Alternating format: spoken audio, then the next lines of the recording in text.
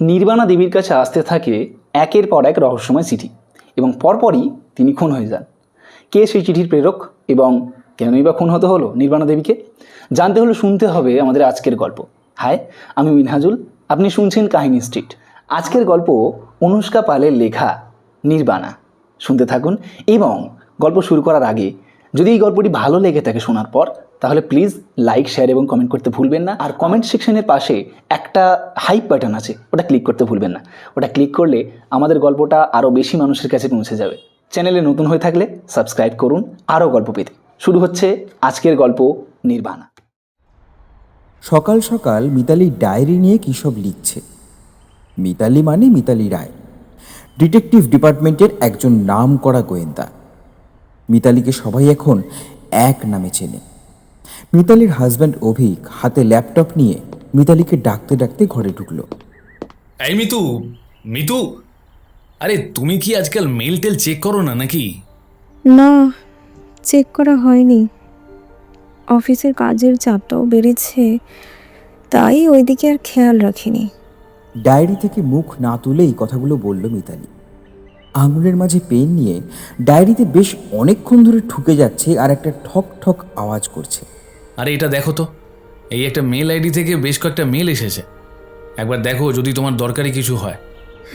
ঠিক আছে, তুমি রেখে যাও, আমি পরে চেক করে নেব। অভিক ল্যাপটপটা রাখতে যাবে আর ঠিক তখনই আরও একটা মেল এলো। এই দেখো মিতু, আবারও একটা মেল ঢুকলো। তুমি চেক করেই নাও, মেবি টু মাচ আর্জেন্ট। ল্যাপটপটা মিতালির হাতে দিল অভিক। মিতালি মেইল ওপেন করে দেখল 6টা মেইল এসেছে। এক এক করে সব কটা পড়ল। ভ্রুর ভাঁজ দেখে অভিক বুঝতে পারলো যে বেশ সিরিয়াস ব্যাপারটা। কে মেল করেছে মিতু? Anything serious? ঠিক বুঝতে পারছি না। যিনি মেল করেছেন তার নাম নির্বাণা রায়। উনি লিখেছেন যে ওনার মনে হচ্ছে ওনাকে কেউ খুন করতে চাইছে। উনি ভীষণ ভয়ে আছেন। নিচে ওনার বাড়ির ঠিকানা আর ওনার ফোন নম্বর দিয়েছেন। শেষ মেলে লেখা আছে যে উনি আজকে নিয়ে প্রায় 5টা চিঠি পেয়েছেন।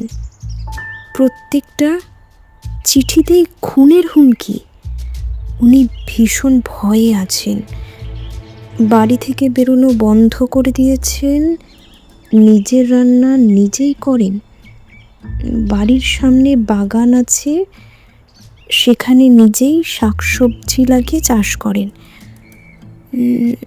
আর শেষ কথা লেখা আছে, বাড়িতে এলেই বাকিটা জানতে পারবেন। উনি মনে হচ্ছে সত্যি খুব বিপদে আছে অভি। আমাদের যাওয়া দরকার, কি বলো? একদম মিস মার্পেল। অভিক স্যালিউট করলো মিতালিকে। তার আগে কটা কাজ করতে হবে। এক, আমাকে আমার ডিপার্টমেন্টে বলে রাখতে হবে পুরো ব্যাপারটা, কারণ কখন কি দরকার পড়বে বলা যায় না। প্রয়োজন পড়লে ওনার বাড়িতে পুলিশ পোস্টিংয়ের ব্যবস্থা করা যেতে পারে। আর 2, এই নির্বাণা রায়কে একবার ফোন করে বলতে হবে যে আমরা আসছি। না হলে উনি হঠাৎ করে দেখলে ভয় পেয়ে যেতে পারেন। যেমন কথা ঠিক তেমনই কাজ। এই দুটো কাজ সেরে আরও কয়েকটা কাজ সেরে নিল মিতালি। আর এদিকে অভিকও রেডি যাবে বলে। মিতালি নির্বাণা রায়কে ফোন করে বলল যে ওরা আসছে। কণ্ঠস্বর শুনেই মনে হলো যে সত্যিই উনি বেশ ভয়ে আছেন।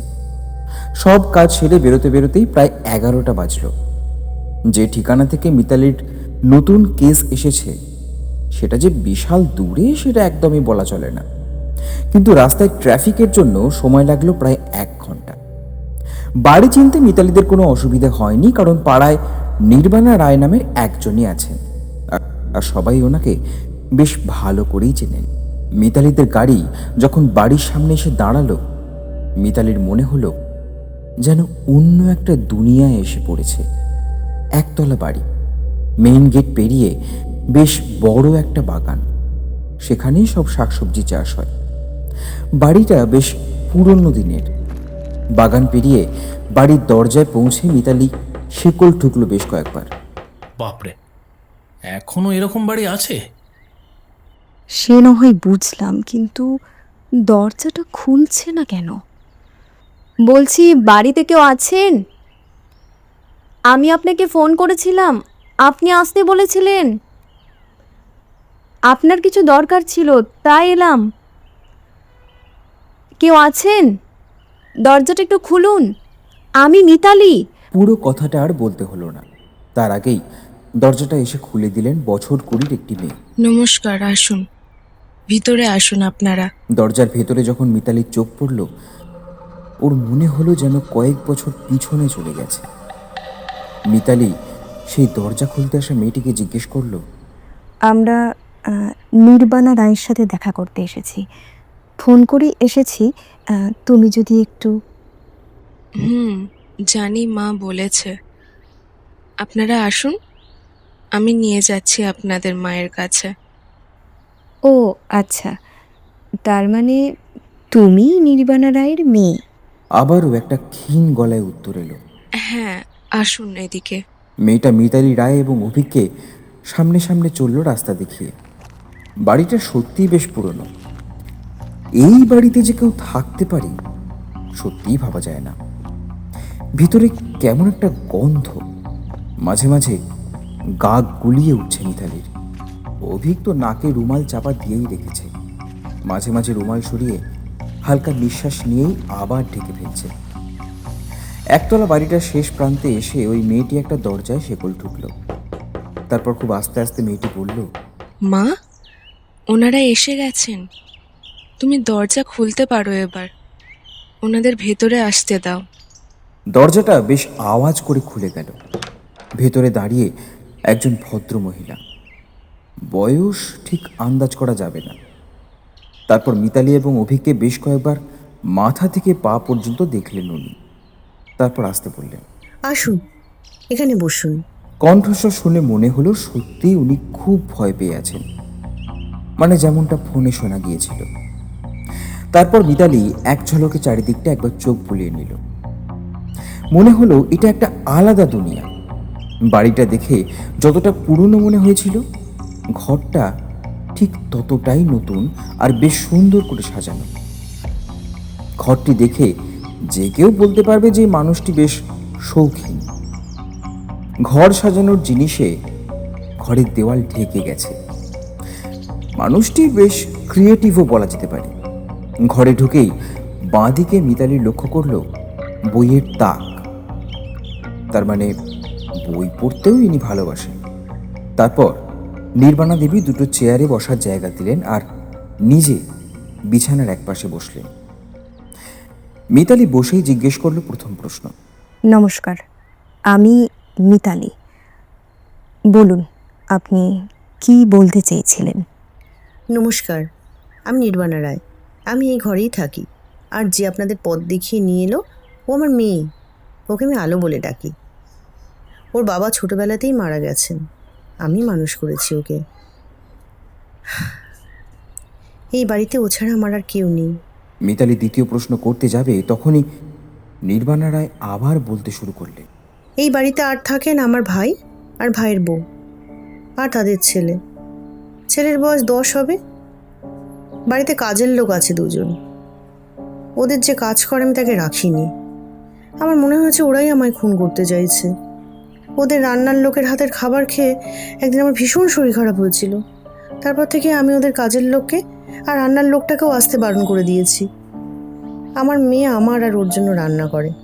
সবজি আমি নিজেই চাষ করি। যদি সেখানে কেউ বিষ মিশিয়ে রাখে তাই আমি এই ঘর থেকে বেরোই না দরকার না পড়লে।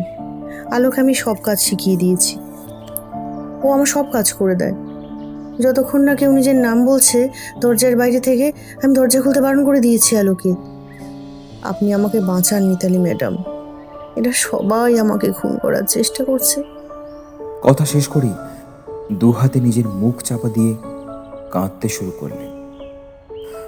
ওনাকে কাঁদতে দেখে মিতালি একটু অপ্রস্তুত হয়ে পড়ল। তারপর বলল, প্লিজ আপনি কাঁদবেন না, আমি দেখছি। আচ্ছা, আপনি ওই চিঠিগুলো দিন একবার, যেগুলোতে আপনাকে খুনের হুমকি দেওয়া হয়েছে। নির্বাণা বিছানা থেকে উঠে টেবিলের উপর রাখা একটা বক্স নিয়ে এলেন। বিছানায় বসে বক্সটা খুলে চিঠিগুলো মিতালির হাতে দিলেন। আর ঠিক সেই সময় অভিক একটা প্রশ্ন করল। আচ্ছা, আপনি তো এত শৌখিন মানুষ, তাহলে দরজায় কলিং বেল লাগাননি কেন? যদি কেউ ইলেকট্রিকের কিছু করে বা ব্যাটারি খারাপ পড়ে শর্ট সার্কিট করে দেয় তাই। উত্তর শুনে মাথা নাড়ল অভিক। আচ্ছা, এদিকে মিতালি একে একে সব কটা চিঠি খুলে ফেলল। মোট 5টা চিঠি।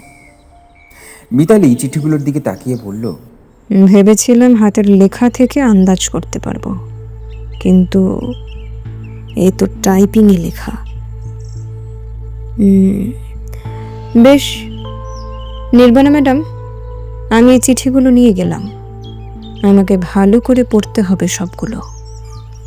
ম্যাডাম, আমার ভীষণ ভয় লাগছে। আমার কিছু হয়ে গেলে এই মেয়েটাকে কে দেখবে? ওর মামারা তোকে সহ্যই করতে পারে না। প্লিজ আপনি কাঁদবেন না। আপনি এই চিঠিগুলো কি করে পেলেন একটু বলুন। সকালে যখন আলো দরজা খুলে বাইরে যায়, তখন দরজার নিচে পড়ে থাকে। আমি জানি না ম্যাডাম, আমাকে খুন করে কার কি লাভ হবে। আমি জানি না ম্যাডাম, জানি না। আপনি আপনার মেয়েকে সন্দেহ করেন না তো? ও ছাড়া কে আছে আমার যে ওকে সন্দেহ করব? আচ্ছা, ঠিক আছে, আমি পুলিশ প্রোটেকশনের ব্যবস্থা করছি আপনার বাড়িতে, আর এই চিঠিগুলোকে পাঠাচ্ছে সেটাও জানার চেষ্টা করছি। প্লিজ আপনি ভয় পাবেন না, আমি দেখছি সবটা। মিতালি আর অভিক নমস্কার করে উঠে গেল। দরজা দিয়ে বেরোনোর সময় বেশ ভালো করে বাড়িটা দেখে নিল মিতালি। মেইন গেট থেকে বেরিয়ে অভিক দেখল লাঞ্চের টাইম প্রায় পেরোচ্ছে। বলছি লাঞ্চটা বাইরে কোথাও সেরে নি? বাড়ি গিয়ে লাঞ্চ করতে গেলে তো আর খাওয়া জুটবে না বেলায়। অগত্যা তাই হলো।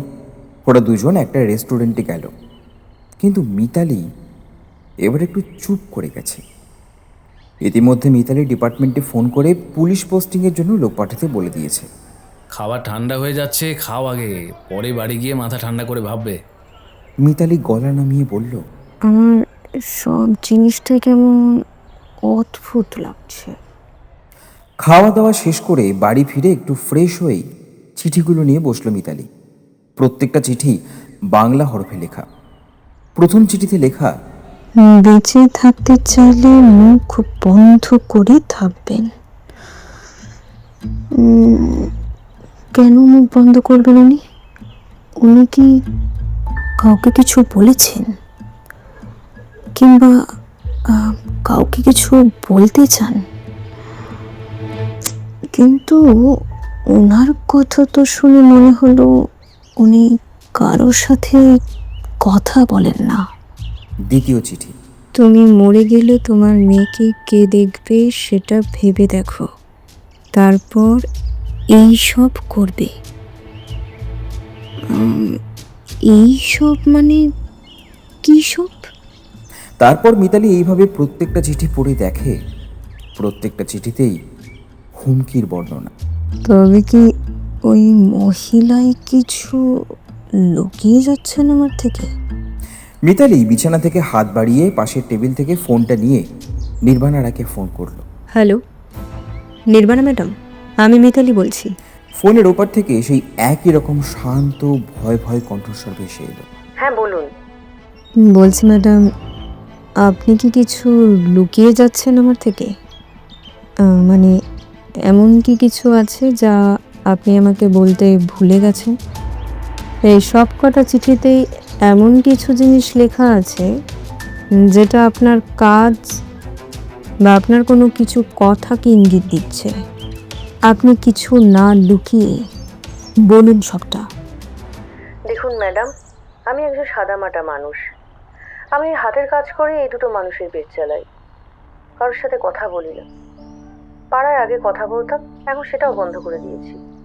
সত্যি আমি জানি না ম্যাডাম ওরা কিসের কথা বলছে। আচ্ছা, আপনার কি কাউকে সন্দেহ হয়?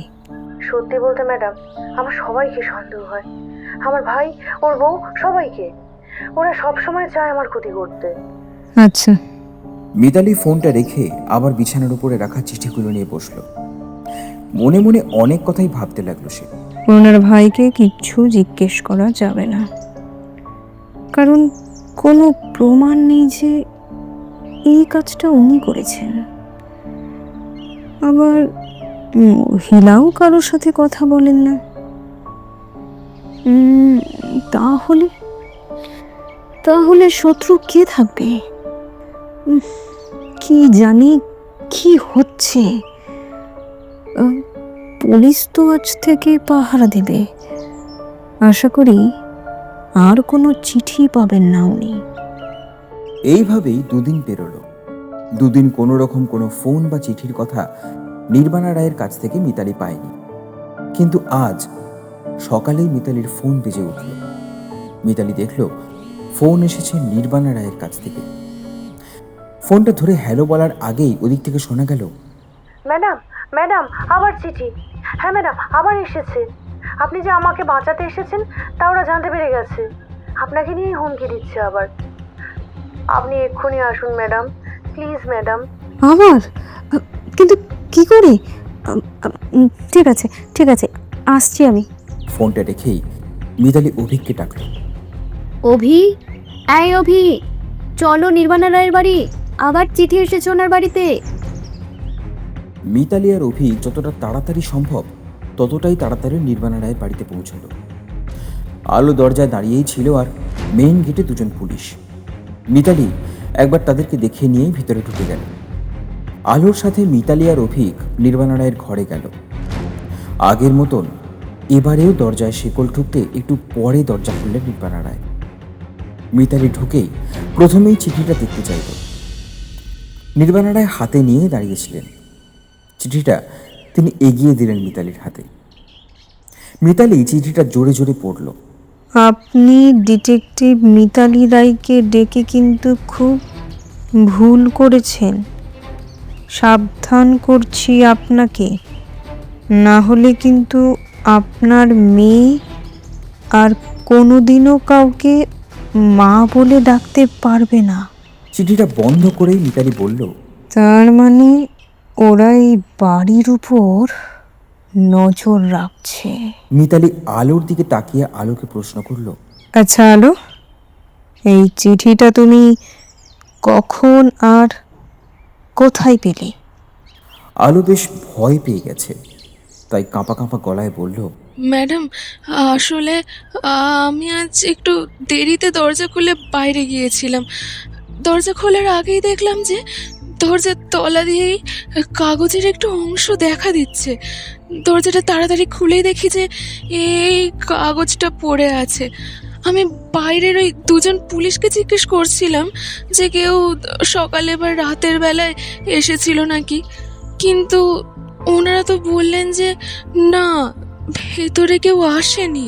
মিতালি চিঠিটা হাতে নিয়েই বলল, তার মানে এটা এই বাড়িরই কারো কাজ। বেশ, আলো, তুমি তোমার মামার ঘরে নিয়ে চলো আমাকে।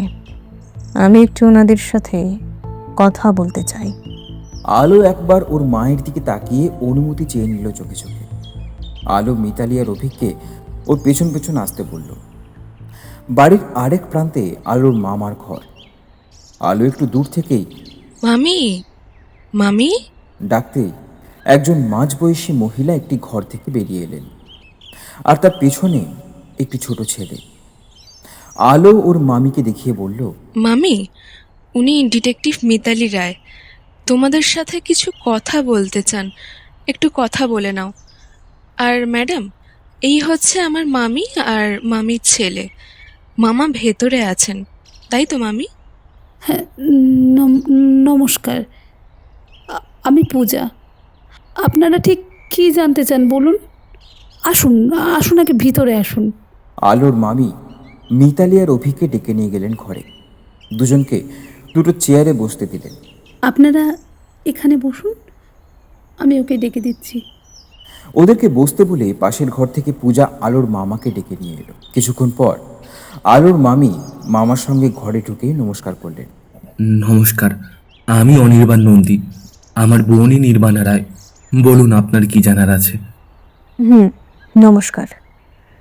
আপনার বোনকে কেউ খুন করার চেষ্টা করছে। আপনি কি জানেন এই বিষয়ে কিছু? না মানে আপনার কি কোনো ধারণা আছে যে এই রকম কাজ কে করতে পারে? দেখুন, আমার বোন একটু ওই রকম। এর আগেও এই নিয়ে আমাদের মধ্যে অনেক ঝামেলা হয়েছে। বাধ্য হয়ে আমি ওর সাথে কথা বলা বন্ধ করে দিয়েছি। ও সবাইকেই সন্দেহ করে, আমাকে পর্যন্ত। আমি তো ওর নিজের দাদা, ছোট থেকে একসাথে বড় হয়েছি। আমি কেন ওকে মারতে যাব বলুন তো? আমি তো ওকে ভীষণ ভালোবাসি।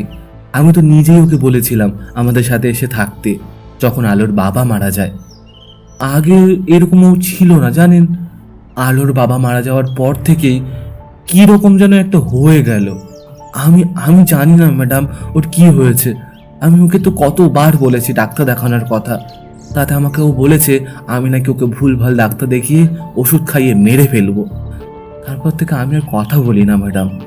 নিজের বোন যদি এরকম কথা বলে তাহলে কার আর ভালো লাগে বলুন আপনি? মিতালি মাথা হেঁট করে মাথা নাড়ল দুবার। তারপর মুখ তুলে আলোর মামিকে প্রশ্ন করল, আচ্ছা, আপনি কি কিছু বলতে চান? আলোর মামি একবার ঢোক গিলে আলোর মামার দিকে তাকিয়ে বলতে শুরু করলেন। দেখুন ম্যাডাম, আমি দিদিকে ভালোবাসি। আমি ওর জন্য নিজের হাতে রান্না করেছি, কিন্তু উনি সেটা কখনো খাননি। ওনার ধারণা ছিল ওই খাবারে আমি নাকি বিষ মিশিয়ে ওনাকে মারার চেষ্টা করছি। ভাবুন একবার, কাজের লোকটাকেও তো আমিই লাগিয়েছিলাম, উনি তাকেও ছাড়িয়ে দিলেন। উনি আমাকে একদম পছন্দ করতেন না, তাই জন্যেই আমি আর কথা বলিনি। পছন্দ করেন না মানে? আমি যাই করি না কেন সব সময় উনি আমাকে কথা শোনান। আমার ভালো লাগে না সব সময় এত কথা শুনতে। তাই আমি বুবাইকে মানে আমার ছেলেকে বললাম, আর ওর বাবাকে বললাম এবারে সব আলাদা হয়ে যাওয়াই ভালো। মিতালি মাথা নাড়ল, শুধু কোনো কথা বলল না। তারপর উঠে পড়ল চেয়ার থেকে। আলোর সাথে বেরিয়ে এলো মিতালি আর অভিক। হ্যালো, আমরা এখন বেরোচ্ছি। তুমি মায়ের দিকে খেয়াল রেখো, কেমন? বেরোনোর সময় মিতালি গেটের কাছে দাঁড়ানো দুজন পুলিশকে ভালো করে বলে দিল, একটু ভালো করে পাহারা দেবেন, আর সন্দেহজনক কাউকে দেখলেই তাকে আটকে রেখে আমাকে ইনফর্ম করবেন। এই বাড়ির ভিতর কেউ যেন ঢুকতে না পারে, ওকে? ভালো করে বুঝিয়ে দিয়ে মিতালি আর অভিক বেরিয়ে গেল। রাস্তায় যেতে যেতে মিতালি অভিককে জিজ্ঞেস করলো, কি করে চিঠিটা ভিতরে গেল সেটাই বুঝতে পারছি না। অনির্বাণ বাবুর পক্ষে সম্ভব নয়। আর অনির্বাণ বাবুর সাথে কথা বলে মনে হলো ওনার বোনকে নিয়ে ওনার আর এখন আর কোনো ইন্টারেস্ট নেই, যেটা আগে ভালো রকম ছিল। আর একটা জিনিস, ওনার গলায় বেশ কষ্টের একটা স্বর পেলাম। তাহলে কি হতে পারে? এই মহিলা তো বলছেন উনি কারোর সাথে কথা বলেন না, তাহলে শত্রু কোথা থেকে আসবে? আলো তো ওর মাকে খুবই ভালোবাসে, মা ছাড়া কেউ নেই ওর। উফ, হয় এই মহিলার মাথার সমস্যা আছে, আর না হলে আমাকে পাগল করে ছাড়বে। আচ্ছা বাবা, কাম ডাউন। অভিক চেষ্টা করলো একটু মিতালিকে শান্ত করার। কিছুক্ষণের মধ্যেই বাড়ি পৌঁছে গেল ওরা। বাড়ি ঢুকেই ফ্রেশ হয়ে মিতালি ডায়েরি নিয়ে বসে পড়ল। অনেক কিছু লিখলো, আবার কেটেও দিল, কটা পাতা আবার ছিঁড়েও দিল। দরজায় দাঁড়িয়ে অভিক দেখছিল। একবার ভাবলো ডাকবে, কিন্তু না ডেকে চলে গেল। রাতে মিতালি আর অভিক একসাথেই খেতে বসে রোজ, কিন্তু আজ খেতে বসে মিতালি বেশ অন্যমনস্ক। খেতে খেতেই মিতালি অভিককে জিজ্ঞেস করলো, আচ্ছা অভি, তোমার কি মনে হয় বলো তো, যে ওনাকে কে খুন করতে পারে? আর চিঠিটাই বা কিভাবে আসছে বাড়ির ভেতরে? যেখানে বাইরের গেটে পুলিশ দাঁড়িয়ে। দেখো মিতু, এরকমও তো হতে পারে ওরা বাইরে থেকে লক্ষ্য রাখছিল, আর যখন পুলিশ কনস্টেবলের চোখ হয়তো লেগে গিয়েছিল কোনো সময়, তখনই হয়তো আস্তে করে ভেতরে ঢুকে চিঠিটা দিয়ে চলে গেছে। সেটাও হতে পারে। আর একটা কথা আমার মাথায় আসছে, চিঠিগুলো দেখে তো মনে হলো যেন ল্যাপটপে বা ফোনে কেউ লিখে প্রিন্ট করিয়েছে, কিন্তু লেখাটা খুব চেনা লাগলো আমার, যেন। কথা শেষ করার আগেই মিতালির ফোন বেজে উঠল। অভিক নিজেই গেল ফোন ধরতে। ফোনে নাম উঠেছে নির্বাণা রায়। কে করেছে? এই নাও তোমার ক্লায়েন্ট। ওহ, আবার নিশ্চয়ই বলবে যে আরও একটা চিঠি এসেছে। দেখি, দাও। ফোনটা ধরে মিতালি কিছু বলার আগেই ওদিক থেকে আলোর গলা শোনা গেল। হ্যালো হ্যালো, মিতালি ম্যাডাম, আমি আলো বলছি। ম্যাডাম, মার নেই ম্যাডাম, মায়ের হাত থেকে রক্ত পড়ছে। ম্যাডাম, আপনি আসুন ম্যাডাম, মার নেই। আমার কি হবে ম্যাডাম, আমার কি হবে? মিতালি ফোনটা রেখেই অভিককে বলল, অভি, চলো নির্বাণা রায়ের বাড়ি, উনি খুন হয়েছে। আলো ফোন করে বলল। অভিক হতভম্ব হয়ে দাঁড়িয়ে রইল। মিতালি আর অভিক যতটা জলদি পৌঁছানো যায় চেষ্টা করলো পৌঁছানোর, এবং তার সাথে রাস্তায় আস্তে আস্তে মিতালি কয়েকটা ফোনও সেরে ফেলল। হ্যালো, সৈকত বাবু, হ্যাঁ একটু আর্জেন্ট। আপনাকে সেই মহিলার কথা বলেছিলাম, মনে আছে? খুনের হুমকির চিঠি পাচ্ছিলেন। হ্যাঁ হ্যাঁ হ্যাঁ, উনি উনি একটু আগে ওনার মেয়ে ফোন করে বলল যে উনি খুন হয়েছেন। হ্যাঁ হ্যাঁ, খুনই হয়েছেন, স্বাভাবিক মৃত্যু নয়।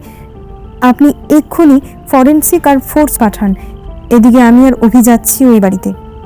হ্যাঁ হ্যাঁ, ঠিক আছে, রাখলাম। ফোনটা রেখে মিতালি অভিককে বলল, আসল খেলা তো এইবার শুরু হবে। অভি, যত জলদি যাওয়া যায় চলো, লেট করা যাবে না। যেতে যেতেই হয়তো এভিডেন্স ট্যাম্পার হয়ে যেতে পারে। মেইন গেটের দুজন পুলিশ কনস্টেবলের একজন দাঁড়িয়ে আছে আর একজন ভেতরে ডেড বডির পাশে পাহারা দিচ্ছে। মিতালি আর অভিক সোজা নির্বাণা রায়ের ঘরের দিকে এগিয়ে গেলেন। ঘরের বাইরে আলো মাটিতে শুয়ে কাঁদছে।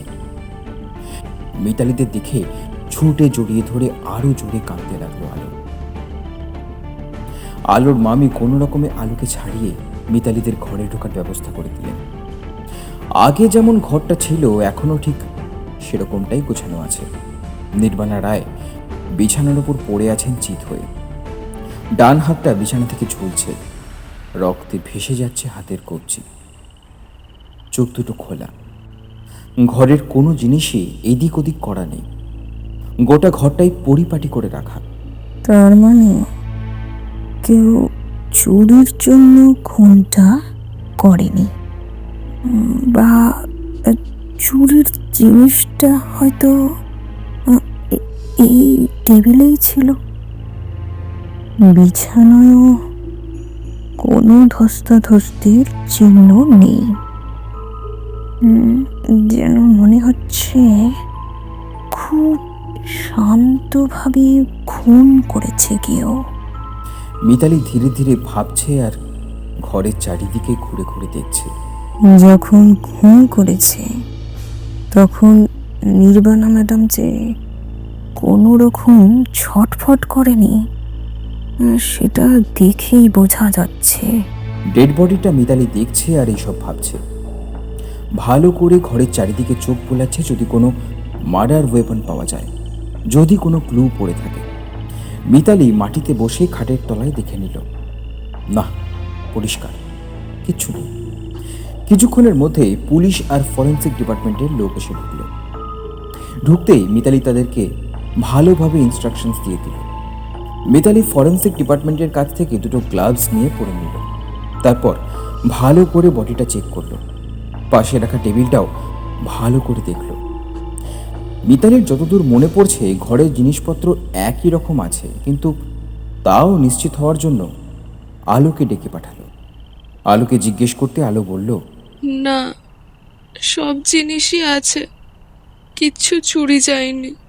ফরেনসিক যখন সব এভিডেন্স কালেক্ট করে নিয়ে গেল তখন মাঝরাত। এরপর বডি গেল পোস্টমর্টেমে। মিতালি ততক্ষণে বাড়ির লোকজনদের জিজ্ঞাসাবাদ করতে শুরু করে দিয়েছে। এদিকে মিতালির কলিগ সৈকত এসে হাজির হলো ওকে সাহায্য করতে। অন্যদিকে অভিক ঘরের বাকি জিনিসগুলো ভালো করে দেখতে লাগলো। মিতালি আর সৈকত প্রথমেই আলোকে প্রশ্ন করলো, আলো, মাথা ঠান্ডা রেখে সব ঘটনা আমাকে খুলে বলো, কিচ্ছু লুকাবে না। আলো কাঁদতে কাঁদতে বলল সব। রাতের বেলা আমি মাকে খেতে দিয়েছিলাম। আমি আর মা একসাথেই খাই। দুজনের খাওয়া শেষ হলে মায়ের হাত মুখ ধুয়ে আমি সব গুছিয়ে নিয়ে রান্নাঘরে চলে যাই, সব পরিষ্কার করে আসি। আর আর তখন এসে দেখি এইভাবে। জোরে জোরে কাঁদতে শুরু করলো আলো। আলোর মামি মানে পূজা দেবী ওকে শান্ত করার চেষ্টা করছিলেন। পূজা দেবীকে কোনোভাবেই নির্বাণা দেবীর খুনি বলে মনে হয় না। পুরো মায়ের মতো করে তিনি আলোকে সামলাচ্ছেন। আলোকে সামলাতে সামলাতে পূজা দেবী বললেন, আসলে আমি আর আলোর মামা তখন ওই ঘরে খাচ্ছিলাম। কানে একটা চিৎকারের আওয়াজ পেয়েছিলাম, কিন্তু বুঝতে পারিনি কিসের আওয়াজ। এদিকে কেউ কিছু বললে বা চেঁচালে ওদিকে তত একটা শোনা যায় না। পরে আলো আমাদের ঘরে যায় কাঁদতে কাঁদতে। তারপর আমরা দুজন ছুটে এলাম, এসে দেখি দিদি এইভাবে পড়ে আছে। আমি আর আলোর মামা দেখে কি করব বুঝে উঠতে পারছিলাম না। তারপর আলোই বলল ও আপনাকে ফোন করতে চায়, আমরাই ধরিয়ে দিলাম। বেশ, বুঝলাম, আপনারা ভালো কাজ করেছেন, কিন্তু ওইটুকু সময়ের মধ্যে কে বা আসবে? আচ্ছা, উনি কি লেফটে ছিলেন, মানে বাম হাতে সব কাজ করতেন? না না, দিদি তো ডান হাতেই সব করতেন। বেশ, আপনি একটু আলোর কাছে থাকবেন, আপনারাই তো এখন আছেন ওকে দেখার জন্য। বাকিটা দেখছি আমি আরেকবার নির্বাণা দেবীর ঘরে যাই, দেখি যদি কিছু পাওয়া যায়। আর একটা কথা সৈকত, সব এভিডেন্স কালেক্ট হয়ে গেলে তুমি ওই ঘরটা সিল করে দিয়ে পুলিশ প্রোটেকশনের ব্যবস্থা করে দিও। কেউ যেন এই ঘরটাতে ঢুকতে না পারে। আমি পরে এসে আবার একবার দেখব সব। মিতালির কথা মতো সৈকত পুলিশ ফোর্সকে সবটা বুঝিয়ে দিয়ে বাকি ফর্মালিটিস করতে চলে গেল। মিতালি ওদের কাছ থেকে চলে এলো। নির্বাণা দেবীর ঘরের বাইরে দাঁড়িয়ে অনেক কিছুই ভাবতে লাগলো। ঘরে ঢুকে ঘরের প্রত্যেকটা জিনিস দূর থেকে দেখল। বাইরে দুজন কনস্টেবলকে ডেকে পাঠালো মিতালি। বলুন ম্যাডাম। আচ্ছা, আপনারা কি সত্যি কাউকে দেখেননি ঢুকতে? না ম্যাডাম, কেউ আসেনি। কেউ তো এই বাড়ির দিকে ঘুরেও তাকায় না। আচ্ছা বেশ, আপনারা আসুন, দরকার পড়লে আবার ডাকবো। কনস্টেবল দুজন স্যালিউট করে ঘর থেকে বেরিয়ে গেল। মিতালি ঘর থেকে বেরিয়ে এসে মেইন দরজার দিকে এগিয়ে গেল। তাকিয়ে দেখল আলো ফুটে গেছে, ভোর হয়ে গেছে। রাতেই অভিককেও বাড়ি পাঠিয়ে দিয়েছে। ওর রেস্ট দরকার। আজ কলেজ আছে অভিকের।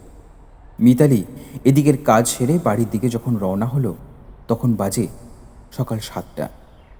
মিতালি বাড়ি পৌঁছে দেখে অভিক চা বানাচ্ছে। অভিক মিতালিকে দেখে মিতালির জন্য চা বানিয়ে মিতালির পাশে এসে বসলো। এই নাও মিতু, চাটা খেয়ে মাথাটা একটু ঝাড়াও, তারপর না হয় আবার ভেবো সবটা। চায়ের কাপটা মিতালির দিকে এগিয়ে দিল অভিক। জানো তো অভি, বাইরের গেটের দুজন পুলিশ কনস্টেবল বললেন যে ভেতরে কেউ যায়নি, রাস্তা দিয়ে কেউ গেলেও বাড়ির দিকে ঘুরেও তাকায় না। এদিকে ভেতরে কারোর পক্ষে, মানে অনির্বাণ বাবু আর পূজা দেবীর পক্ষেও ওই সময়ে এসে এত তাড়াতাড়ি খুন করে চলে যাওয়াটাও অসম্ভব। তাহলে তাহলে খুনটা করলো কে? খুনি কি আগে থেকেই ভেতরে ছিল? নির্বাণা দেবীর ঘরে ঢোকার কি অন্য কোনো রাস্তা আছে? কিংবা একটা কাজ করো, বাড়ির ভেতরে ঢোকার বাকি দরজাগুলো আরেকবার ভালো করে চেক করো। আমি তো একটু পরেই যাবই বাড়িতে। তখন গিয়ে দিনের আলোতে ভালো করে একবার দেখতে হবে বাড়িটা। জানো ভিক, আমার মন বলছে আলো কিছু একটা জানে। হতেই পারে। তুমি না হয় এবারে গিয়ে আলোকে ভালো করে একবার জেরা করো। আর পোস্টমর্টেম রিপোর্ট কখন আসবে কিছু জানতে পারলে? সৈকত দেখছে ব্যাপারটা, কিন্তু টাইম তো লাগবেই। কাল রাতেই হয়েছে, আজ সকালে হয়তো পোস্টমর্টম হবে, তারপর রিপোর্ট। বেশ, আচ্ছা আমি এবার উঠলাম, তা না হলে আবার দেরি হয়ে যাবে। তুমি সাবধানে থেকো, আর দিনের আলোতে ভালো করে সবটা দেখো, চোখখান খোলা রেখো। বাই। বাই। অভিক উঠে চলে গেলে মিতালির নিজের মনেই অনেক কিছু জিনিস ক্যালকুলেট করতে শুরু করলো। ওই বাড়ি গিয়ে কিছু জিনিস সময় দিয়ে দেখতে হবে। অনির্বাণ বাবুর ঘর থেকে নির্বাণা দেবীর ঘরে আসতে ঠিক কত সময় লাগে? আলো বলছিল ও সব কাজ সেরে রান্নাঘর থেকে এসে দেখে ওর মা পড়ে আছে। কতক্ষণ পর এসে দেখেছিল? জানতে হবে। অনেকগুলো প্রশ্ন ঘুরছে মাথায়। মিতালি একটু রেস্ট নিয়ে তারপর কি কি স্টেপ হতে পারে সেই বিষয়ে একটা প্ল্যান চোখে নিয়ে বেরিয়ে পড়ল। মিতালি নির্বাণা দেবীর বাড়ি পৌঁছলো তখন বাজে দুপুর 11:30। পুলিশ কনস্টেবল দুজন এখনো গেটেই দাঁড়িয়ে আছে। মিতালি ভেতরে যেতেই নির্বাণা ম্যাডামের ঘরের সামনে পাহারায় থাকা পুলিশ দুজন দরজা খুলে ভেতরে যাওয়ার ব্যবস্থা করে দিল। মিতালি ঘরে ঢুকে ঘরের একমাত্র জানলার কাছে গিয়ে দাঁড়ালো। জানলা দিয়ে বাগানটা ভালো করে দেখছিল মিতালি। দেখতে দেখতে হঠাৎ করে জানলার ঠিক নিচেই চোখ চায় তার। সঙ্গে সঙ্গে পুলিশ কনস্টেবলকে ডেকে বাগানে যাওয়ার ব্যবস্থা করতে বলল সে। আচ্ছা, বাগানের এই দিকটা কি রাস্তা থেকে দেখা যায়? না ম্যাডাম, এটা বাম দিকে পড়ছে। এই জানালার সামনে দিয়ে রাস্তা দেখা যায় না। ঠিক আছে, এখনই বাগানের ওই জায়গাটায় যাওয়ার ব্যবস্থা করুন, আমি এখনই যাব। এখানে কিছু একটা পড়ে আছে মনে হচ্ছে, আমাকে এখনই দেখতে হবে ওটা কি। দুজন কনস্টেবলের সাথে মিতালি বাগানের কাছে গিয়ে দাঁড়ালো। নিচের দিকে তাকিয়ে মিতালি পায়ের ছাপ খোঁজার চেষ্টা করলো, কিন্তু কোনো ছাপ ছিল না। এবার মিতালি ওই জানলার একদম নিচেই গিয়ে হাজির হলো। জানলার নিচে একটা জায়গায় একটু পরিমাণ মাটি যেন মনে হলো ওপর থেকে ফেলা হয়েছে। মিতালি কনস্টেবল দুজনকে নির্দেশ দিয়ে জায়গাটাকে খোঁড়ার ব্যবস্থা করলো। মাটিটা খুঁড়ে দুজন কনস্টেবল একটা দাড়ি কামানোর খুঁড় পেলেন। ম্যাডাম, এই দেখুন ম্যাডাম, এটা এটা এখানে মাটি চাপা দেওয়া ছিল। দাঁড়ান, খালি হাতে ধরবেন না, ওটা একটা এভিডেন্স। আমার ব্যাগে একটা গ্লাভস আছে। মিতালি ব্যাগ থেকে গ্লাভস বের করে হাতে পরে নিল এবং ইন্সপেক্টরকেও দিল। দিন এবার। মিতালি ভালো করে খুঁটটা দেখলো ঘুরিয়ে ফিরিয়ে। এটাই রক্ত লেগে আছে, তার মানে এটাই মার্ডার ওয়েপন। হ্যালো সৈকত, আপনি এক্ষুনি নির্বাণা রায়ের বাড়িতে চলে আসুন। আমি মার্ডার ওয়েপন পেয়ে গেছি। এটা এখনই ফরেন্সিকে পাঠাতে হবে।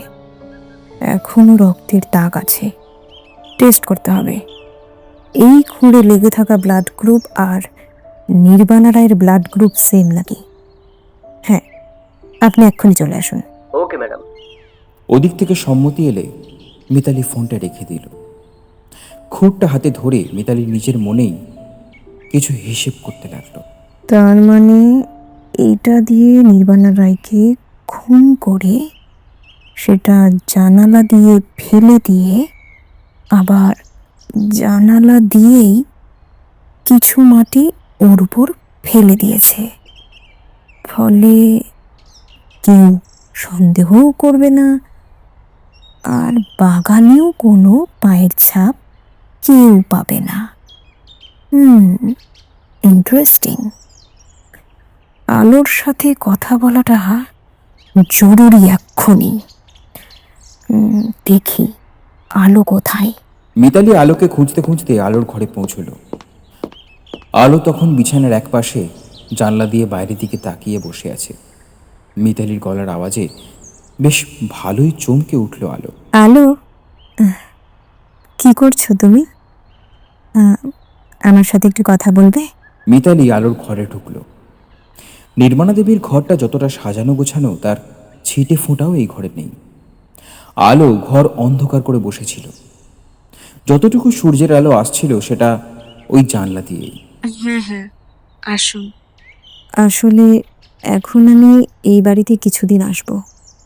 আমাকে তো খুঁজে বের করতে হবে। বলো, তোমার মাকে কে খুন করলো? তোমার মা তো সেই কাজটাই আমাকে দিয়ে গিয়েছিল। হ্যাঁ। আচ্ছা শোনো, আমি তোমাকে এখন কটা প্রশ্ন করব, তুমি আস্তে আস্তে ভেবে ভেবে বলবে ঠিক করে।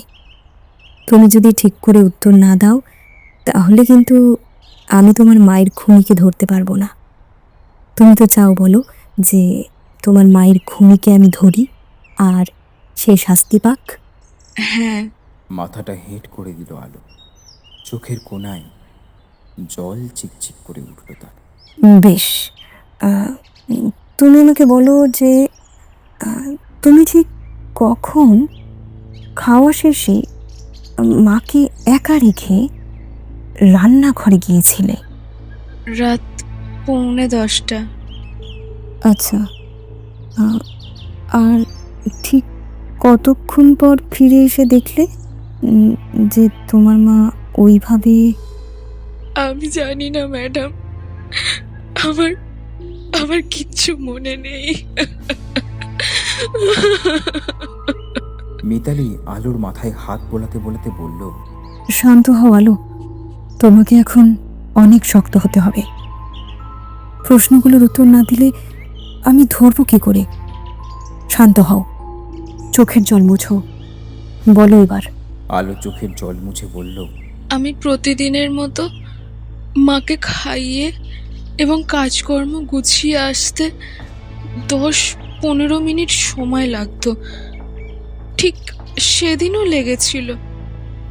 বেশ, তার মানে যদি আমি ধরে নিই যে তুমি কালকেও 20 থেকে 25 মিনিট পর এসেছো, তাহলে সময়টা দাঁড়ায় 10টা 15। ঠিক আছে। আর একটা প্রশ্ন, তুমি কি ঘরে এসে আর কিছু দেখতে পেয়েছিলে? মানে মেঝেতে কি কিছু পড়ে থাকতে দেখেছিলে? একটু মনে করে দেখো তো। না, কিছু ছিল না। আচ্ছা বেশ, তুমি এখন একটু আরাম করো, আমি আবার পরে আসবো। মিতালি উঠে চলে গেল। মিতালি এবার গেল পূজা দেবীর ঘরে। পূজা দেবী, আমি মিতালি, একটু আসতে পারি? কয়েকটা প্রশ্ন ছিল। দরজায় টোকা মেরে বলল মিতালি। হ্যাঁ হ্যাঁ, আসুন আসুন, বসুন বসুন এখানে। পূজা দেবী চেয়ারে বসতে দিলেন মিতালিকে। বলুন, কি জিজ্ঞেস করবেন? হ্যাঁ, বেশিক্ষণ জ্বালাবো না। আচ্ছা পূজা দেবী, আপনি একটু মনে করে দেখুন তো, আলো ঠিক কখন চিৎকার করেছিল? মানে আপনারা কখন শুনতে পান যে ও ওর মাকে দেখে ওরকম চিৎকার করছে? প্রথমে অতটা খেয়াল করিনি। তবে তবে মনে আছে, আমরা খেতে বসি ওই 9:30 নাগাদ, আর তার ঠিক 5-10 মিনিট পরেই শুনেছিলাম ওই রকম একটা আওয়াজ। আচ্ছা, আলো কখন এসেছিল আপনাদের ঘরে? ওই 10টার দিকে হবে। আপনি নিশ্চিত যে 10টাই বাজছিল তখন?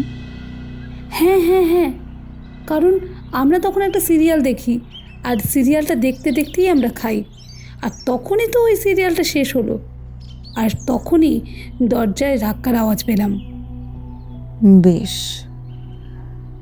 ঠিক আছে পূজা দেবী, এখন তাহলে উঠি। নমস্কার, প্রয়োজন হলে আবারও একটু জ্বালাতে আসবো। পূজা দেবী নমস্কার করে মাথা নাড়লে মিতালি উঠে বেরিয়ে গেল দরজা থেকে। তারপর পুরো বাড়িটাকে ভালোভাবে দেখতে লাগলো। আলো বলল প্রায় 20 থেকে 25 মিনিট পর এসে দেখেছে তার মা খুন হয়েছে। এদিকে পূজা দেবী বলছেন যে আলো এসেছে ওদের ঘরে 10টার দিকে। তার মানে তার আগেই খুন হয়ে গেছে। তাহলে তাহলে কি আলো সময়টা গুলিয়ে ফেলেছে? ওর মাকে ওই অবস্থায় দেখে হয়তো ওর আর কিছু মনেই নেই, নাকি পূজা দেবী মিথ্যে কথা বলছেন? আচ্ছা, সত্যি দেখি তো একবার, এই ঘর থেকে নির্বাণা দেবীর ঘর পর্যন্ত যেতে কত সময় লাগছে? বিড়বিড় করতে করতেই সে দেখল যে সৈকত হাজির হয়েছে। এই তো সৈকত এসে গেছো। শোনো, আমার একটা জিনিস করে দেখতে হবে। হ্যাঁ ম্যাডাম, বলুন। যদি অনির্বাণবাবু বা পূজা দেবী খুন করে থাকেন, তাহলে ওনাদের ঘর থেকে নির্বাণা দেবীর ঘর পর্যন্ত যেতে ঠিক কতটা সময় লাগে সেটাই দেখতে হবে। আলো বলছে সে ঘরে এসেছে 20 থেকে 25 মিনিট পরে, মানে 10:15। আর এদিকে পূজা দেবী বললেন যে ওনাদের ঘরে যখন আলো ডাকতে আসে তখন 10টা বাজছে। তাই আমাদেরকে একবার করে দেখতেই হবে এটা। Okay ma'am. সৈকত, প্রথমে তুমি যাও, আমি টাইমার দিচ্ছি। স্টার্ট বললে তুমি ওখান থেকে ছুটে আসবে, তারপর আবার চলে যাবে। রেডি? মিতালির কথা মতো সৈকত অনির্বাণবাবুর ঘরের দরজার সামনে এসে দাঁড়ালো, আর মিতালি এদিকে নির্বাণা দেবীর ঘরের সামনে। সৈকত, স্টার্ট। মিতালি স্টপওয়াচ চালু করলো। ওকে, ডান। মিতালি যখন স্টপওয়াচ বন্ধ করলো তখন সৈকত ছুটে গিয়ে আবার দাঁড়িয়েছে অনির্বাণবাবুর ঘরের সামনে। সৈকত তখনও হাঁপাচ্ছে। না না সৈকত, না, অনির্বাণবাবু এত জোরে হাঁটতে পারেন না, একটু আস্তে। তার মানে তোমার এখন সময় লাগছে 1.5 মিনিট। আরেকবার যাও, আমি রেডি করছি। হ্যাঁ হ্যাঁ, ওকে ম্যাম, ওকে। 10 মিনিট পর মিতালি আবার স্টপওয়াচ চালু করলো। এবারে সৈকত মোটামুটি একটা স্পিডে এলো, নির্বাণা দেবীর ঘরে ঢুকলো আর খুন করার অভিনয় করলো, দিয়ে সেই একই স্পিডে বেরিয়ে চলে গেল। মিতালি স্টপওয়াচ বন্ধ করে দেখলো মোট সময় 18 মিনিট। তাহলে সৈকত 18 থেকে 20 মিনিট লাগবে এই কাজটা করতে, যদি এটা অনির্বাণবাবু করে থাকেন। আর এটা যদি পূজা দেবী করে থাকেন তাহলে এটা আরেকটু বেশি সময় লাগবে, কারণ উনি শাড়ি পরে থাকেন, আর শাড়ি পরে থাকলে এর থেকে আরেকটু সময় লাগবে। মিতালিকে থামিয়ে সৈকত বলল, তাহলে অনির্বাণ বাবু বা পূজা দেবীর পক্ষে খুনটা করা কোনোভাবেই সম্ভব নয়। আর ম্যাডাম, আমাদের আর একটা জিনিসও লক্ষ্য করতে হবে। নির্বাণা দেবীর ঘর থেকে ওনার রান্নাঘর পর্যন্ত পুরো রাস্তাটাই কিন্তু দেখা যায়। মানে কেউ যদি রান্নাঘরে দাঁড়িয়ে থাকে তাহলে কিন্তু সে নির্বাণা দেবীর ঘর পুরো পরিষ্কার দেখতে পাবে। আমি এটা ভেবে তো দেখিনি। হ্যাঁ ম্যাম, এই ছোটাছুটি করার সময় এই ব্যাপারটা নজরে এলো আর কি। আপনি রান্নাঘরে দাঁড়ান আর আমি এখানে দাঁড়াচ্ছি, দেখবেন সব স্পষ্ট দেখতে পাবেন। আর হ্যাঁ, আর একটা জিনিস কিন্তু আপনি মিস করে যাচ্ছেন। কি? একটু দিশেহারাভাবে মিতালি সৈকতের দিকে তাকালো। অনির্বাণ বাবু বা পূজা দেবী যদি খুন করে থাকেন, তাহলে তাদের কিন্তু নির্বাণা দেবীর রান্নাঘরের পাশ দিয়েই এসেই খুন করতে হবে। তাছাড়া কিন্তু আর কোনো উপায় নেই। ওহো, এটা তো আমি ভেবে দেখিনি। সেটাই তো, এটা তো কোনোভাবেই ওদের পক্ষে করা সম্ভব না। এক্স্যাক্টলি, একদমই তাই। আর ম্যাম, আপনার ওই চিঠিগুলো একবার নিয়ে আসুন আমাদের অফিসে। আমাদের ডিপার্টমেন্টে এরকম এক্সপার্ট আছে, সে কিছু বললেও বলতে পারে। বেশ, তাই হবে। আমার ওই চিঠির লেখাগুলো ভীষণ চেনা লাগছে। বারবার মনে হচ্ছে আমি কোথায় যেন দেখেছি। আচ্ছা। দুজনে একটা জায়গায় বসলো, আর মিতালি আলো যে সময়টা বলেছে আর পূজা দেবী যে সময়টা বলেছেন সেটার ব্যাপারে সৈকতকে স্পষ্ট করে বলল। ম্যাডাম, আমার তো শুনে মনে হচ্ছে আলো মিথ্যে কথা বলছে। কারণ আমরা দেখে নিয়েছি যে অনির্বাণ বাবুর পক্ষে বা ওদের কারোর পক্ষেই এত কম সময়ের মধ্যে খুন করা সম্ভব না। আলো মিথ্যে কথা বলবে কেন? নাকি পুরো ব্যাপারটা গুলিয়ে ফেলেছে? আমাকে আরও একবার ওর সাথে কথা বলে দেখতে হবে। তার আগে আরেকবার তুমি আমার সাথে চলো তো নির্বাণা দেবীর ঘরে, দেখি কিছু পাওয়া যায় নাকি। আচ্ছা, তুমি মাজার ওই পেনটা ফরেন্সিকে পাঠিয়ে দিয়েছো তো? হ্যাঁ ম্যাডাম, একদম। আর রিপোর্ট কালই আসবে। বেশ, তাহলে এখন আমরা একবার ওই ঘরে যাই। মিতালি আর সৈকত এবার দুজনে একসাথে ওই ঘরে গেল নতুন কিছু সূত্রের সন্ধানে। সৈকত ঘরে ঢুকেই সেই বইয়ের তাকের দিকে তাকালো। বাপ রে বাপ, মহিলা তো বেশ বইপ্রেমী ছিলেন, ভালোই সংগ্রহে রেখেছেন দেখছি। সৈকত অনেকক্ষণ বইগুলোর দিকে তাকিয়ে রইল। এদিকে মিতালি টেবিলের জিনিসপত্রগুলো খুঁটিয়ে দেখতে লাগলো। ম্যাডাম, এইদিকে আসুন না একবার। হ্যাঁ, এই জিনিসটা খেয়াল করেছেন কি? মহিলা কিন্তু যত বই রেখেছেন সব কটাই কিন্তু মার্ডার মিস্ট্রি, থ্রিলার, ডিটেকটিভ। মহিলা এইসব পড়তে ভালোবাসেন নাকি? মিতালিও একবার তাকিয়ে দেখলো, কিন্তু কোনো উত্তর দিল না সৈকতকে। আমার মাথায় আর কিছু আসছে না সৈকত। মহিলাকে কে যে খুন করলেন কিছুই বুঝতে পারছি না। আর কিভাবেই বা করলেন? বাড়ির লোক তো কেউ করেননি। পুলিশ কনস্টেবল বলছেন বাইরে থেকে কোনো লোক আসেনি। আর কিভাবেই বা এত তাড়াতাড়ি খুন করলো? উফ, কিচ্ছু বুঝতে পারছি না। কাম ডাউন ম্যাডাম, কাম ডাউন। আচ্ছা, নির্মাণা দেবী নিজেই নিজেকে খুন করেননি তো? সৈকত, কি যে বলো না তুমি, এটা কি সম্ভব? উনি নিজেই কেন নিজেকে খুন করবেন? আর তাছাড়া উনি রাইট হ্যান্ডেড, শিরা কাটা ছিল তো ডান হাতে। মানে উনি যদি নিজেকে খুনও করে থাকেন তাহলে ওনাকে বাম হাত দিয়ে করতে হবে, আর সেটা সম্ভব নয়। সেটাও ঠিক। আচ্ছা ম্যাম, আপনি এখন একটু বাড়ি চলুন, বাড়ি গিয়ে একটু ফ্রেশ হয়ে রেস্ট নিন। তারপরে এই ব্যাপারটা নিয়ে আরেকবার ভালো করে বসুন, হয়তো নতুন কিছু পেলেও পেতে পারেন। কিন্তু সত্যি কি নির্বাণা দেবীর পক্ষে সম্ভব নিজেই নিজেকে খুন করা?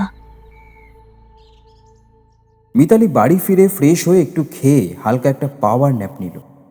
অভিক বাড়ি এসে ঘরে দেখল মিতালি শুয়ে আছে। কাছে যেতেই মিতালি উঠে বসল। কি মিস মার্পল, কত দূর এগোলো আপনার কেস? অভিক কাঁধের ব্যাগ রাখতে রাখতে জিজ্ঞেস করলো মিতালিকে। বুঝতে পারছি না কিছু। তুমি একটু বসো তো কেসটা নিয়ে। তুমি তো কত কেসে আমাকে সাহায্য করেছো, এটা একটু দেখে দাও তো। বেশ, আমি একটু ফ্রেশ হইনি, আপনিও চোখে মুখে জল দিন, তারপর বসছি আমরা। দুজনেই ফ্রেশ হয়ে হাতে কফির কাপ নিয়ে বসল। মিতালি এখনো পর্যন্ত কেসের যা যা হয়েছে সব কিছু অভিককে বলল। ওর যে যে বিষয়ে খটকা লাগছে সেটাও জানালো। এই নির্বাণা ম্যাডাম কিন্তু, উফ, নামটাও কি খটোমটো, কোনোদিনও শুনিনি। বাবা মা পেয়েছেও বটে, কি মানে কে জানে এর। বেশ, তুমি গুগল করে নাও না। এটা তো ঠিক বলেছ, ওয়েট। মিতালি ল্যাপটপ খুলে খুঁজতে লাগলো। মিতালি ল্যাপটপ থেকে দেখে দেখে কয়েকটা লাইন বলল। In Buddhism, nirvana refers to the extension of desire, ignorance, and cycle of rebirth, leading to enlightenment. মানে কি বলছো? বৌদ্ধ ধর্মে নির্বাণা বলতে বোঝানো হয় তৃষ্ণা, অজ্ঞানতা এবং জন্ম মৃত্যুর চক্রের বিলুপ্তি, যার ফলস্বরূপ একজন প্রকৃত জ্ঞান বা বোধিপ্রাপ্তি অর্জন করেন। স্পষ্ট কথায় বললে, বৌদ্ধ ধর্ম অনুযায়ী নির্বাণ হলো সেই অবস্থা যেখানে চাওয়া পাওয়া, অজ্ঞানতা ও জন্ম মৃত্যুর চক্র শেষ হয়, আর মানুষ প্রকৃত শান্তি ও জ্ঞান লাভ করে। নির্বাণের ফিমেল নেমই হলো নির্বাণা। এটা কিন্তু একটা খুব বড় হিন্ট আমাদের জন্য। হ্যাঁ, আর একটা জিনিস, এই চিঠির লেখা ফ্রন্টগুলো আমার ভীষণ চেনা লাগছে। দেখো তো, তুমি কিছু বের করতে পারো নাকি? মিতালি অভিকের হাতে চিঠিগুলো দিয়ে নিজের ল্যাপটপ থেকে মেইল খুলে বসল। নির্বাণা রায়ের পাঠানো মেইলগুলো খুলে আরও একবার পড়তে লাগলো মিতালি। এই অভি, চিঠিগুলো দাও তো একবার। এই নির্বাণা রায়ের মেলগুলো দেখো, লেখার প্যাটার্নটা লক্ষ্য করো, আর এই চিঠির প্যাটার্নটা লক্ষ্য করো, একরকম না? হ্যাঁ, লেখার স্টাইল তো একই। এখানেও তোমার নামে মিতালিতে দীর্ঘ ই, আর শেষ চিঠিটাতেও দীর্ঘ ই। আরও বেশ কিছু মিল আছে কিন্তু। কারেক্ট, সব কিছু কেমন যেন নির্বাণা রায়ের দিকে ঘুরে গেল।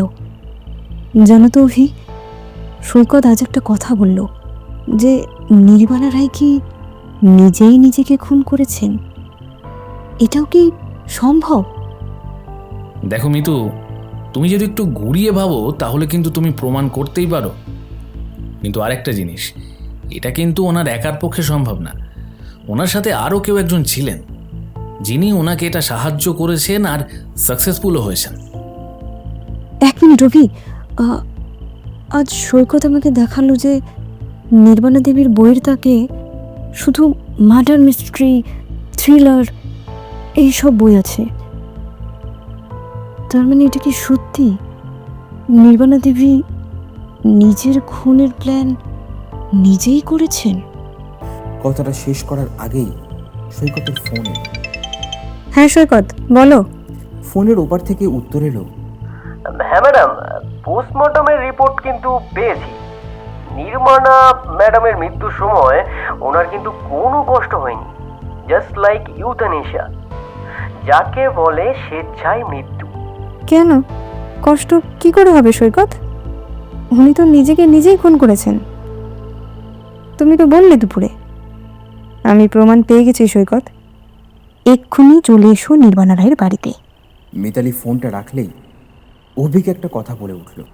আর এই খুন করতে নির্বাণা রায়কে সাহায্য করেছে ওনারই মেয়ে আলো। ঝটপট তৈরি হয়ে অভিক আর মিতালি বেরিয়ে পড়ল নির্বাণা রায়ের বাড়ির উদ্দেশ্যে। রাস্তায় একটাও কথা বলল না মিতালি। মিতালি যখন নির্বাণা রায়ের বাড়িতে ঢুকলো তখন ঘড়িতে 7টা বেজে গেছে। বাড়িতে ঢুকেই মিতালি দুজন কনস্টেবলকে নির্দেশ দিল বাড়ির সবাইকে ডেকে এক জায়গায় জড়ো করতে। সবাইকে যেন বলা হয় সেই ডেকেছে। মিতালির নির্দেশে সকলে জড়ো হলো নির্বাণা রায়ের ঘরে। মিতালি প্রথম কথাটা বলল, আমি নির্বাণা রায়ের খুনিকে পেয়ে গেছি। কথাটা শুনেই সবাই চমকে গেল। হ্যাঁ, পেয়ে গেছি। আর এই খুন করতে নির্বাণা রায়কে সাহায্য করেছে আলো, মানে ওনার নিজের সন্তান। কথা শেষ হতেই আলো একবারে ঝাঁপিয়ে পড়ল মিতালির ওপর। কি বলছেন আপনি? আমি আমি নিজের মাকে খুন করেছি? যা বলবেন ভেবে বলুন। মা ছাড়া আমার কেউ নেই, আর আর আমি নিজের মাকে খুন করব? আপনি পারলেন কি করে এটা বলতে? বলুন বলুন কিভাবে বললেন? পারছে বলতে কারণ আমার কাছে প্রমাণ আছে, তাই বলছি। তোমাকে তো তোমার মা নিজেই বলেছেন তার এই খুনে তোমাকে সাহায্য করতে, তাই না? কি বলছেন আপনি? অনির্বাণ বাবু, আপনি কি জানেন নির্বাণা কথার মানে কি? হ্যাঁ জানি, কিন্তু আরেকটা কথা, নির্বাণা ওর আসল নাম না। অনির্বাণবাবু উত্তর দিলেন। জানি, ওনার আসল নাম অনিমা রায়। আমি মেল আইডিতেই দেখেছি নামটা। তখন ভেবেছিলাম যে এই নামটা হয়তো ওনার মেয়ের, কিন্তু দেখলাম যে ওনার মেয়ের নাম আলো, আর এটা ওর ঘরে রাখা বই খাতাতেই পেয়েছি। তাহলে এই অনিমা নামটা নির্বাণা দেবীরই হবে। আর অনির্বাণ বাবু, আপনি কেন লুকিয়ে গিয়েছিলেন এই কথাটা আমার থেকে? ম্যাডাম আজ প্রায় 5-6 বছর হয়ে গেল আমরা ওকে এই নামেই ডাকি। ও নিজেই এই নামটা দিয়েছিল নিজেকে, আর তারপর থেকে আমাদেরকেও বলে এই নাম ধরেই ডাকতে। ও যখন লেখালেখি করতো তখনও ছদ্মনাম হিসেবে এই নামটাই ব্যবহার করতো। এটাই আশা করেছিলাম আমি, শুধু কোনো প্রমাণ ছিল না। আমি ওনার ঘরের টেবিলে রাখা একটা ডায়েরিতে বেশ কয়েকটা কবিতা দেখেছিলাম, তার নিচে সই করাও ছিল নির্বাণা রায় বলে, কিন্তু ধরতে পারিনি ব্যাপারটা। এইবার আসি, উনি খুন হলেন কি করে? ম্যাডাম, আমরা এসে গেছি। সৈকত ফোর্স নিয়ে হাজির হয়ে গেছে। থ্যাংক ইউ সৈকত। যেটা বলছিলাম, নির্বাণা রায় ভীষণ বই পড়তে ভালোবাসতেন, সেটা ওনার ঘরে রাখা বই দেখেই আমরা বুঝেছি। তাও আবার কী ধরনের বই? Detective, murder mystery, thriller. তার মানে বরাবরই ওনার এই সব বিষয় নিয়ে একটা ইন্টারেস্ট ছিল। আর ওনার সাথে সাথে আলোর এইসব বিষয়ে ইন্টারেস্ট জন্মায়। এরপর থেকে পুরোটাই আমার আন্দাজ। ভুল হলে আলো একটু সূত্রে দিও, হ্যাঁ? তো যেটা বলছিলাম, আলোরও বেশ ভালোই লাগতো। আলো হয়তো কোনোদিন ওর মায়ের কাছে আবদার করেছিল যে কিভাবে খুনের রহস্য হয় ওর দেখার খুব ইচ্ছে, আর তাই হয়তো এই পুরো প্ল্যানটাই করেছিল নির্বাণা রায়। আলো একেবারে আগুন ধরিয়ে দিল। আমি আমার নিজের মাকে খুন করব? তাও আবার আমার মা নিজেই সেই প্ল্যান করে দেবে? বাহ ম্যাডাম, বাহ! আপনিও বেশ ভালোই ডিটেকটিভ গল্প পড়ছেন। কোনো ডিটেকটিভ গল্প না আলো। তুমি যে সময় বলেছ তোমার মায়ের খুনের, আর পূজা দেবী যে সময় বলেছেন তা পুরো আলাদা। এদিকে পোস্টমর্টম রিপোর্টে পাওয়া গেছে যে তোমার মায়ের মৃত্যুর সময় কোনো কষ্ট হয়নি। কষ্ট হবে কেন? কারণ তিনি তো জানতেন যে ওনার নিজের মেয়ে আলোই ওনাকে খুন করবে, আর এটাই তো ছিল তাদের প্ল্যান। আপনি মিথ্যা কথা বলছেন ম্যাডাম। আমি আমার মাকে খুন করিনি। আলো আর নির্বাণা রায় মিলে একটা প্ল্যান করলেন, যেখানে আলোর ডিটেকটিভ স্টোরির মতন হুবহু একরকম এক্সপিরিয়েন্স করতে পারবে। প্ল্যান ছিল এটাই যে নির্বাণা দেবী নিজেই হুমকির কটা চিঠি লিখলেন, আর সেটা নিজেকেই দিলেন। উনি নিজেই টাইপ করতেন, আর ওনার লেখা যেখানে ছাপা হতো সেখান থেকেই আশা করি এই চিঠিগুলো ছেপে আসতো। নির্বাণা দেবীর মেলের আর চিঠির লেখার ধরন হুবহু একরকম। এখান থেকে আমি বুঝতে পারি যে নির্বাণা দেবী নিজেই এসব করছেন। এইবার আসি সেদিন কি হয়েছিল।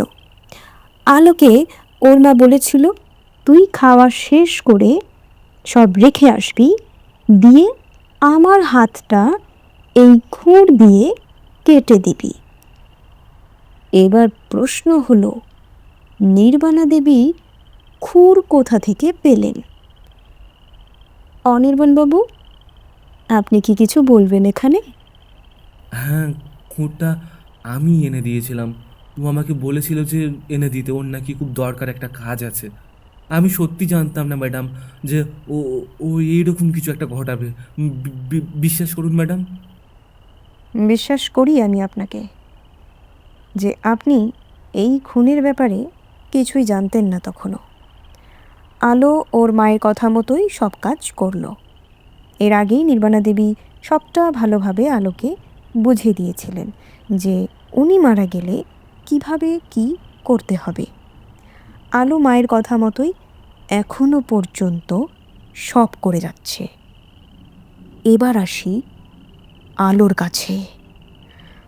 আলো, তুমি কেন তোমার মায়ের এই প্ল্যানে সামিল হলে?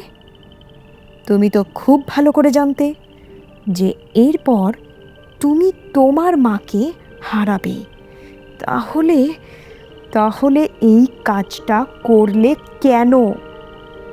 আর মিথ্যে বলতে হবে না, আমরা সব কিন্তু ধরে ফেলেছি। তাই সত্যিটাই বলো এবার। আলো এবার শান্ত হয়ে গুছিয়ে সব কথা স্বীকার করল। হ্যাঁ, আমি মাকে সাহায্য করেছিলাম এই খুনে। আমি জানতাম যে এর পরিণতি কি হতে চলেছে, তাই মায়ের কাছে আবদার করেছিলাম। আর মা কোনোদিনও আমার আবদার ফেলতে পারেনি। মাকে আমার ছোট থেকেই কোনোদিনও পছন্দ ছিল না। আমাকে কারোর সাথে মিশতে দিত না। মামা মামি খুব ভালোবাসে আমাকে, কোনোদিনও ওদের কাছেও যেতে দেয়নি। কোনো বন্ধুর সাথেও মিশতে দিত না। আগে যখন ঠাকুমা দাদুর কাছে থাকতাম তখনও আমাকে ওদের কাছে যেতে দিত না, খালি নিজের সাথে আটকে রেখে দিত। আমার গান গাইতে খুব ভালো লাগতো, মা কোনোদিনও শিখতে দেয়নি। খুব রাগ হতো মায়ের ওপর, খালি নিজে ওইসব বই পড়ে আর আমাকেও পড়ায়। আর একটু যখন বড় হলাম তখন ওই বইগুলোকেই কাজে লাগালাম আর মায়ের কাছে আবদার করলাম। আমি জানি মা ছাড়া আমার কেউ নেই, তবে এটাও জানি মা থাকলে আমি বাঁচতে পারতাম না এইভাবে। তাই এটা করতে বাধ্য হলাম। আমি সব কাজ সেরে এসে ওই খুঁড় দিয়ে মায়ের হাত কেটে খুঁড়টা জানলা দিয়ে ফেলে জানলা দিয়ে আবার ওটার ওপর মাটি ফেলে দিয়েছিলাম।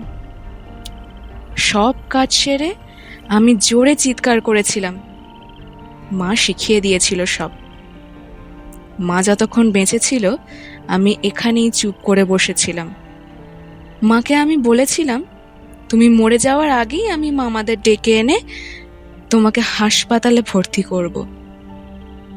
কিন্তু আমি করিনি। মায়ের যখন শেষ নিঃশ্বাস পড়ল তারপর আমি কাঁদতে কাঁদতে মামাদের ঘরে গিয়ে সব বলে আবার ঘরে এলাম। তার আগেই আমি মাকে বিছানায় শুয়ে রেখে দিয়েছিলাম। আমি জানি আমি অপরাধ করেছি, এর জন্য আমার সাজা হবে, কিন্তু বন্দি জীবনের থেকে ওই বন্দি জীবনও অনেক ভালো ম্যাডাম। এক নিঃশ্বাসে সবটা বলে গেল আলো। ঘরে সবাই এক মনে শুনল সব কথা। আলোর মামি তখন কেঁদে ফেলেছেন, কাপড়ের আঁচল দিয়ে চোখের জল মুছছেন। কারণ নির্বাণা দেবী যে কিরকম ওনার মেয়ের উপর টর্চার করেছেন সেটা উনি জানতেন, কিন্তু ওনার কিছু করার ছিল না।